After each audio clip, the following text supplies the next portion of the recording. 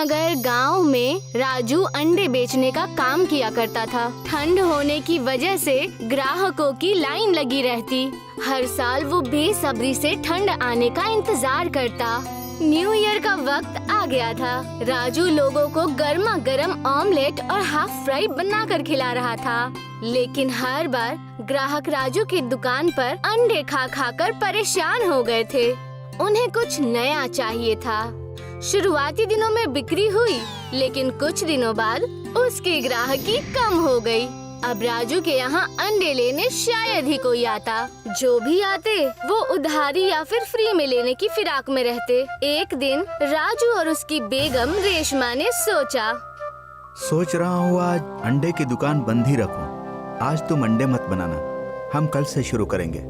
अगर आप नहीं जाएंगे, जो हमारे बचे हुए ग्राहक हैं, वो भी हमसे रिश्ता तोड़ देंगे। मेरी बात मानिए, आप आज साइकिल से जाकर दूसरे गांव में अंडे बेचिए। गर्मा गर्म अंडे साइकिल से बेचने पर लोग शायद खरीद ले। तुम सही फरमा रही हो बेगम। तुम कुछ अंडे उबाल कर रख दो, मैं साइकिल से जाकर उन्हें बेच आऊंगा। राजू साइकिल से अंडे बेचने के लिए घर से निकल जाता है और थोड़ी बिक्री करके वो जा ही रहा होता है।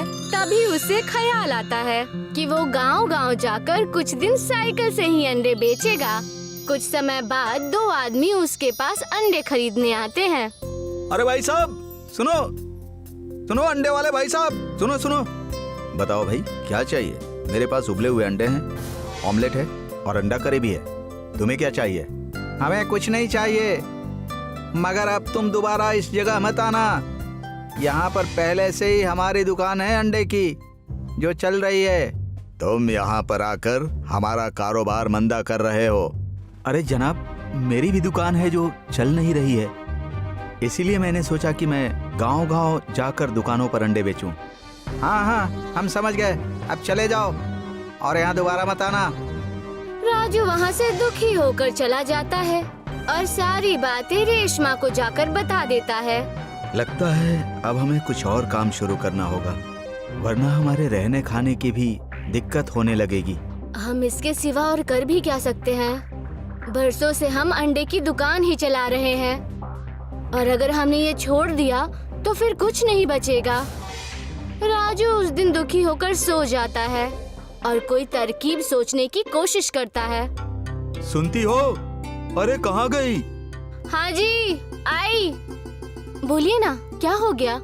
अगर हम अपने अंडे की कीमत कम कर दें तो तब शायद लोग हमारे अंडे खरीदेंगे। लेकिन हमारे अंडे तो पहले से ही सस्ते हैं।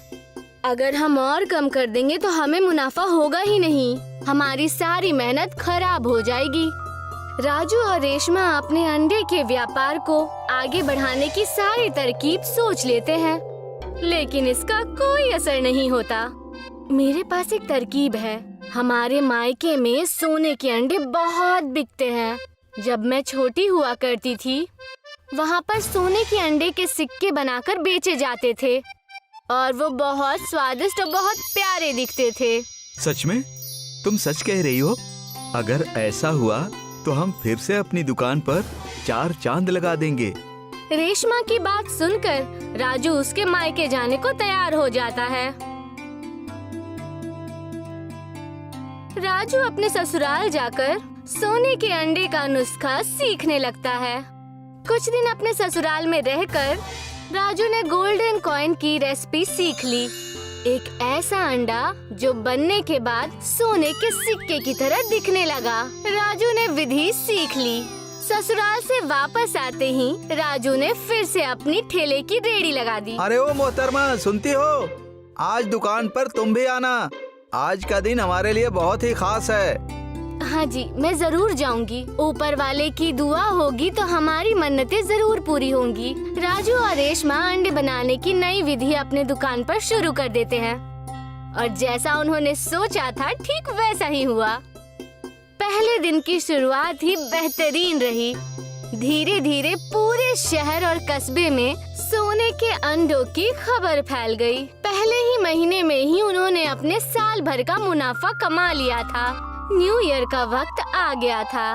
दोनों बेहद खुश थे, लेकिन संजय और उसकी पत्नी नीता इस बात से बिल्कुल भी खुश नहीं थे। संजय भी राजू के साथ अपने समोसे की दुकान लगाता। राजू के अंडे की रेहड़ी पर भीड़ होने की वजह से सचिन जलने लगा। देख रही हो जाने मन, इस राजू ने तो लोगों को अंडे का मुरीद बना दिया है। और नहीं तो क्या, हमारा धंधा तो खराब हो रहा है। इस राजू का कुछ तो करना होगा। अगले ही दिन संजय और उसकी पत्नी ने साजिश रची कि वो लोग रात को राजू की रेहड़ी गायब कर देंगे।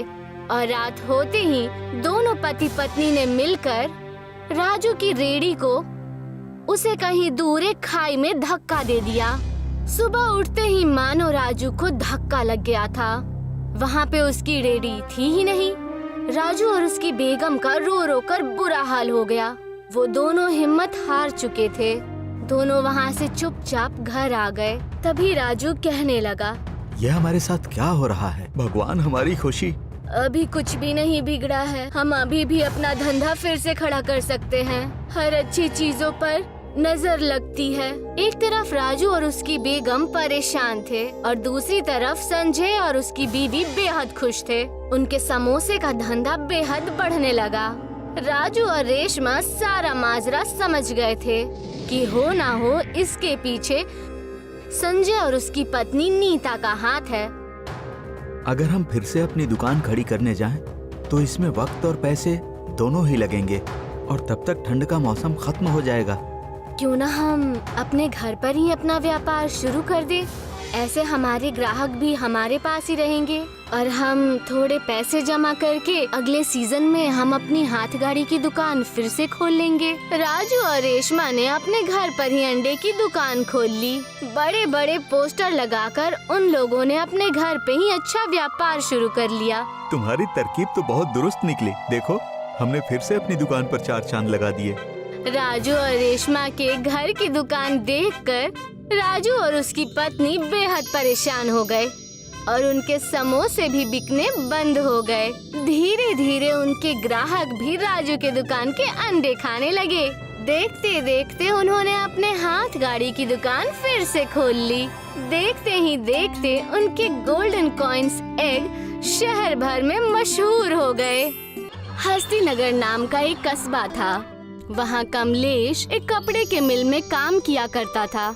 उसकी बेगम विभा दूसरों के घरों में काम करके थोड़े पैसे बचा लिया करती थी और अपने बच्चों को मदरसे में अच्छी तालीम दिलाने की पूरी कोशिश करती थी। कमलेश का बचपन से ही एक सपना था कि वो बड़ा होकर बेहद बड़ा व्यापारी बने, लेकिन व्यापार के लिए उसके पास पैसे नहीं थे। जब भी थोड़े पैसे कमलेश जमा कर लेता, कमलेश उन पैसों से शराब पी लिया करता। कमलेश की शराब की लत की वजह से उसकी बेगम और बच्चे बेहद परेशान थे। कमलेश मिल में काम करके जितने पैसे कमाता, वो नशे में सारे पैसे खर्च कर देता। एक दिन, आपको अपने नशे की आदत सुधारनी होगी। अब हमारे बच्चे बड़े हो गए हैं, इन सब का उनके ऊपर बेहद गलत असर पड़ता है। नशा तो मैंने पिछले 1 हफ्ते से नहीं किया है। मैं भी यही चाहता हूँ कि हमारा बेटा बड़ा होकर बहुत बड़ा आदमी बने। जैसे नशा छोड़ दिया है, वैसे ही कोई बेहद अच्छा सा काम भी ढूंढ लीजिए। मैंने कपड़े के मिल पर रहकर लोगों से अच्छा रिश्ता बना लिया है। मैं जो भी बिजनेस शुरू करूँगा वो मेरे रवैये से ही बेहतर चलेगा। लेकिन आप ऐसा करेंगे क्या जिससे हमारा व्यापार चले? इससे पहले आप फिर से नशा करना शुरू कर दें। मैं चाहती हूँ कि एक बार आप मेरे मौसा जी से मुलाकात कर लीजिए। विभा अपने शौहर कमलेश को अपने मौसा तांत्रिक के पास लेकर जाती है ताकि कमलेश फिर से नशा ना करे। कमलेश अपने बच्चों की भलाई और अपने परिवार के भविष्य के लिए विभा की बात मान जाता है। मौसा जी, ये है मेरे शौहर। इनके बारे में ही मैंने आपसे बात की थी। इन्हें ही नशे से आजादी दिलानी है। ओम ह्रीम क्लीम बागड़ बोल बागड़ बोल बागड़ बोल। हाँ विभा बेटा, मैं तुम्हारी सारी तकलीफ जानता हूँ। कमलेश को मैं ठीक कर दूंगा, मगर मैं पिछले कई हफ्तों से कोई नशा नहीं कर रहा हूँ। मुझे यहाँ से जाने दो। अब मैं कभी नशा नहीं करूँगा। मैंने पहले से ही हमारे परिवार के मुस्तकबिल के बारे में सोच लिया है। मैं तुम्हें कुछ नहीं कर रहा हूँ। तुम्हारी भक्ति के लिए ही कह रहा हूँ। नशा और नाश में एक मात्रा का ही फर्क है। नशा करने लगोगे तो नाश हो जाएगा। वैसे तुम किस चीज़ का कारोबार करने के बारे में सोच रहे हो? मैं डोसे का कारोबार करने की सोच रहा हूँ। मैं डोसा बहुत बेहतर बनाता हूँ और मैं एक गाड़ी लेकर डोसा बनाकर बेचूंगा। ये सच कह रहे हैं मौसा जी, ये सच में डोसा बेहद लजीज बनाते हैं और पिछले कुछ हफ्तों से ये नशा भी नहीं कर रहे हैं। बस हमारी कुछ पैसों से मदद कर दीजिए। मैं डोसा बनाने में इनकी मदद करूंगी और इनके साथ व्यापार करूंगी। मौसा जी उसे कुछ पैसे देते हैं और दूसरे ही दिन उन पैसों की मदद से वो डोसे की दुकान खोल लेती है। लेकिन जैसा कमलेश और विभा ने सोचा था वैसा नहीं हुआ। कमलेश के डोसे की दुकान बिल्कुल भी नहीं चली। मौसा जी के दिए हुए पैसे बस खत्म ही होने वाले हैं। ज्यादा वक्त नहीं है हमारे पास, वरना आपको फिर से मजबूरी में कपड़ों के मिल में जाकर काम करना पड़ेगा। अरे जाने मन मैं कोशिश तो कर रहा हूँ, कोई कसर नहीं छोड़ रहा। पता नहीं ना जाने क्यों हमारा व्यापार इतना कम क्यों है। हम दोनों से ही शायद कुछ गलती हो रही है। हम एक दिन और डोसे की दुकान लगाकर देखेंगे। अगर व्यापार हुआ तो हम आगे काम करेंगे, कोई दूसरी तरकीब पूछेंगे। जैसा तुम कहो जाने मन। तुम और तुम्हारे मौसा जी तांत्रिक कम, बंदर और मदारी का खेल दिखाने वाले ज्यादा लगते हैं। चुप रहिए और कल की तैयारी कीजिए। विभा की बातें सुनकर कमलेश दूसरे दिन की तैयारी शुरू कर देता है। दूसरे दिन कमलेश और विभा ने दुकान खोली। उनकी दुकान पर भीड़ ही भीड़ थी और ये देखकर वो दोनों बेहद खुश हो गए। पिछले दिनों के मुताबिक तो आज का दिन बहुत अच्छा गया है। बस भगवान करे हमारा दिन ऐसे ही जाए और हम तरक्की करें। मेरी बात सुनिए, इन पैसों से आप नशा मत करने लग जाइएगा। हमें ये पैसे मौसा जी यानी तांत्रिक जी को लौटाने हैं। कमलेश विभा की बात ना मानकर उन पैसों में से कुछ पैसे निकाल लेता है और रात को चुपके से शराब पीकर सो जाता है। अगले दिन जब कमलेश और विभा ने फिर से दुकान खोली तो वहाँ ग्राहक नहीं थे। ग्राहक तो क्या, वहाँ एक आदमी भी नजर नहीं आया। उनके अलावा अन्य डोसे की दुकानों पर बेहद भीड़ थी। ये लोगों को हो क्या गया है? कल की खरीदारी को देखकर हमने आज ज्यादा डोसा बनाने का बंदोबस्त किया है। अगर आज हमारी बिक्री नहीं होगी तो हम इस सामान का क्या करेंगे? हमारे अलावा सभी दुकानों में भीड़ लगी हुई है और हम यहाँ मक्खियाँ मार रहे हैं। जरूर हमने कोई गलती की है। इस बात को हमें मौसा जी को बताना ही होगा। हमें वहाँ जाने की कोई जरूरत नहीं है। इस चीज से हम निपट लेंगे। पहले तो कमलेश विभा की बात नहीं मानता है, लेकिन जिद करने पर विभा कमलेश को अपने मौसा जी यानी तांत्रिक जी के पास लेकर जाती है। पास जाते ही कमलेश समझ जाता है कि वहाँ कुछ तो होने वाला है। ओम ह्रीम क्लीम, ओम ह्रीम क्लीम, बागड़ बोल। मैं सब जानता हूँ। तुम दोनों यहाँ क्यों आए हो? विभा, तुम अपनी परेशानी अपने साथ लेकर आई हो। मैं मुसीबत साथ लेकर आई हूँ? मैं कुछ समझी नहीं। तांत्रिक की बात सुनकर कमलेश मुंह छुपाने लगता है। बागड़ बोल, मुंह मत छुपाओ और खुद सामने से आकर अपनी गलती कबूल करो, वरना तुम ऐसे ही मुंह छिपाते फिरोगे। अब खुद ही आगे आओ और अपनी गलती कबूल करो। इन्होंने ऐसा क्या कर दिया? आप मुझे बताइए। इनको तो मैं नहीं छोड़ूंगी, मैं इन्हें देख लूंगी। अगर तुमने पहले ही ख्याल रखा होता तो ये नौबत ही नहीं आती। मैंने तो ऐसा कुछ भी नहीं किया, मेरी कहीं भी कोई गलती नहीं है। बागड़ बोल, मैंने तुमसे पहले ही कहा था कि नशा मत करो, छोड़ दो नशा करना, मगर तुमने माना नहीं। तुमने जिस दिन भी नशा किया है, शराब को हाथ लगाया है, उस दिन तुम्हारा कारोबार नहीं चला है। कमलेश की पोल खुल जाने पर वो खुद सामने आ गया और कहने लगा, मौसा जी, मुझे माफ कर दीजिए। अब मैं ऐसी गलती नहीं करूंगा। एक बार मुझे माफ कर दीजिए। मैंने अनजाने में गलती कर दी। लेकिन आपने ऐसा क्या किया? विभा और तांत्रिक के खौफ से कमलेश उन्हें सारी बात सच सच बता देता है।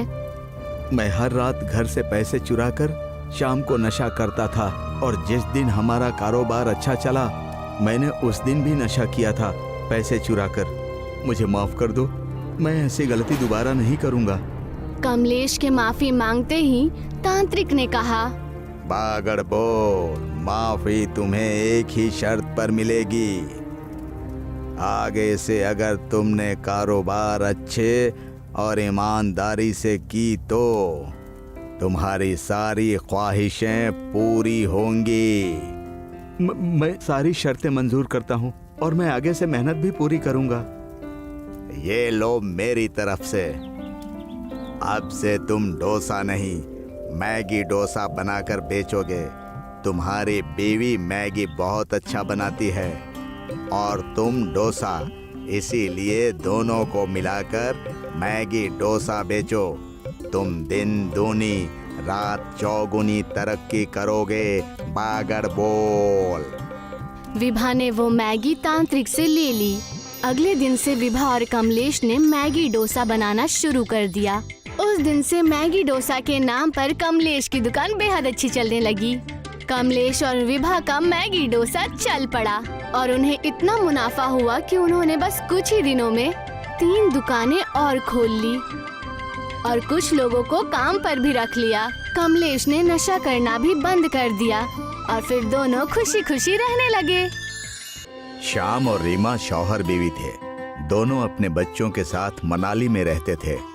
दिन में श्याम और रीमा मैगी बेचते और शाम होते ही दोनों मोमोज बेचना शुरू करते थे। उन दोनों का कारोबार बहुत चलने लगा। जो लोग मनाली घूमने जाते वो जरूर उनके यहाँ मोमोज खाने के लिए जाते थे। लोगों को बहुत पसंद आता था। लोग शाम के मोमोज के मुरीद हो गए थे। रीमा की मैगी के खरीदार नहीं आते थे। इससे श्याम और रीमा में अनबन होने लगी। क्यों बेगम, आज क्या बनाई हो खाने में? तुम्हारे हाथ की मैगी खाए तो बहुत दिन हो गए हैं। हाँ जी, ठीक कहते हैं आप। बना लीजिए मेरा मजाक, मैं तो हूँ ही इसी लायक। बाहर लोगों को मेरी मैगी पसंद नहीं आ रही और ऊपर से आप भी शुरू हो गए। रीमा गुस्से से किचन में चली जाती है। एक दिन शाम की दुकान पर एक आदमी आया और कहने लगा, भाई साहब आपके मोमोज लाजवाब हैं। ऐसे मोमोज मनाली तो क्या पूरी दुनिया में कहीं नहीं मिलेगा। मेरा तो दिल करता है भाई कि मैं आपके हाथ चूम लूं। तारीफ सुने कई दिन हो गए थे, आप आज आए हैं। ये सारी चीजें सुन सुनकर थक गया हूं मैं। कुछ लेना है तो बोलिए। बस ख्याल रखिएगा आपकी सफलता इंतहा पार न कर ले। सफल हूँ इसीलिए मुझे गुरूर है। वो आदमी इतना कहकर वहाँ से चला जाता है। शाम की सफलता को देखकर कई और लोगों ने वहाँ पर मोमोज की गाड़ी लगा दी। लगता है हमारे धंधे को किसी की नजर लग गई है। मैंने आपको कहा था ना, ज्यादा हवाबाजी मत कीजिए। अब देखिए, हमारा व्यापार देखते ही बाकी लोगों ने भी मोमोज का ठेला खोल लिया है। तुम इसकी फिक्र मत करो। लोग कारोबार नहीं रवैया देखकर खरीदारी करते हैं और वही लोग व्यापार और व्यवहार करके हमसे आगे निकल जाएंगे और हम कुछ नहीं कर पाएंगे। कोई न कोई तरकीब हमें निकालनी होगी, वरना तुम्हारी बातें सच साबित होंगी। श्याम रीमा की बातों को अनदेखा कर देता है।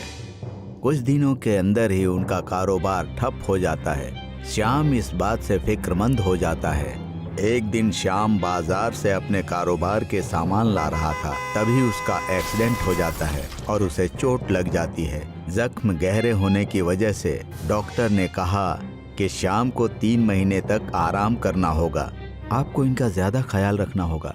इनसे कहिए कि ये पहले जैसा काम ना करें, आराम करें। श्याम काम नहीं कर पाने की वजह से मायूस हो जाता है और घर की तकलीफ देखकर रीमा से कहता है, ये कैसा वक्त आ गया है हमारी जिंदगी में, मैं तुम्हारी मदद नहीं कर सकता।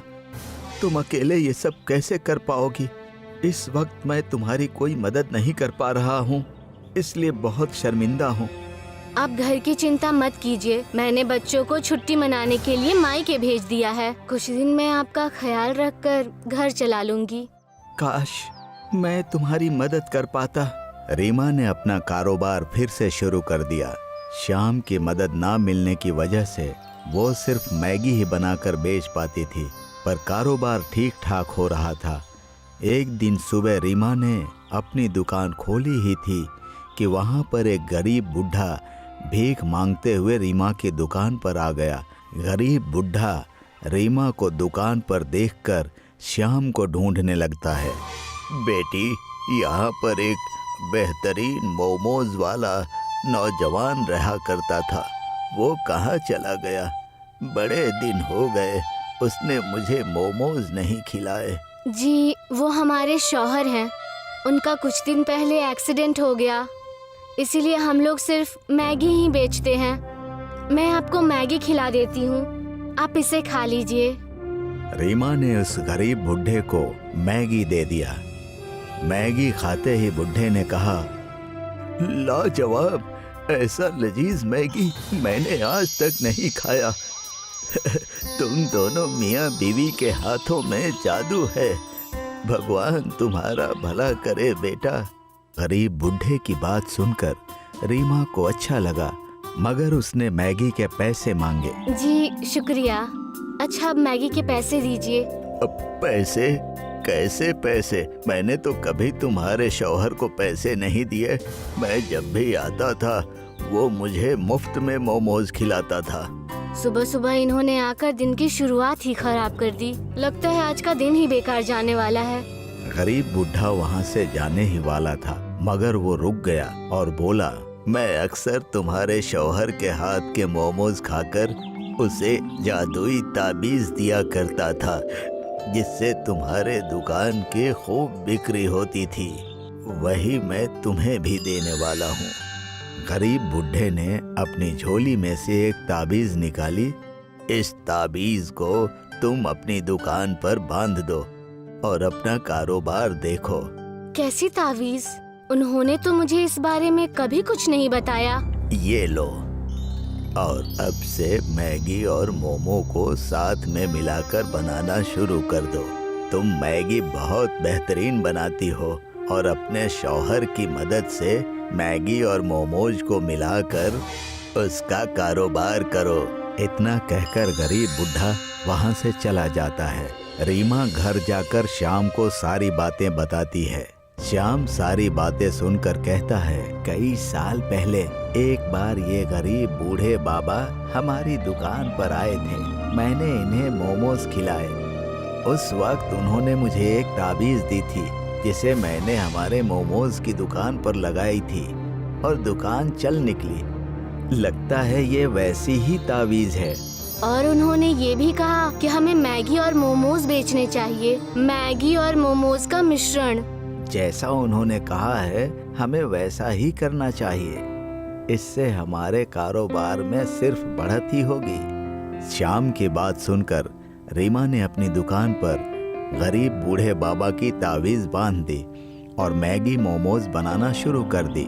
देखते ही देखते पूरे मनाली में उसके मोमोज और मैगी की बहुत तारीफ होने लगी। रीमा के हाथ की मैगी और मोमोज मुसाफिरों को इतने पसंद आने लगे कि हर कोई मजे लेकर खाने लगा। दूसरे मोमोज वाले अपना कारोबार बंद करके वहां से चले गए और श्याम की तबीयत पहले से बेहतर हो गई। अब से मैं भी तुम्हारा हाथ बटाऊंगा, हमारा कारोबार और चलने लगेगा। हमारे मैगी और मोमोज अब सबको पसंद आने लगे हैं। क्यों ना हम अपना धंधा एक हाथ गाड़ी से नए कैंटीन में बदल लें और तरह तरह के मैगी और मोमोज बनाकर बेचें। इससे हमारा मुनाफा होगा। कैंटीन ही नहीं, बल्कि अब हम मोमोज की पूरी फैक्ट्री खोल देंगे।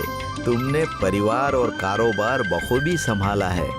मेरे ना होने के बावजूद इससे ज्यादा गुरूर मुझे कभी नहीं हो सकता। श्याम और रीमा ने एक बड़ी सी मोमोज की कैंटीन खोल ली। उनका कारोबार पहले से 2 गुना ज्यादा चलने लगा और वो खुशी खुशी अपने परिवार के साथ फिर से रहने लगे।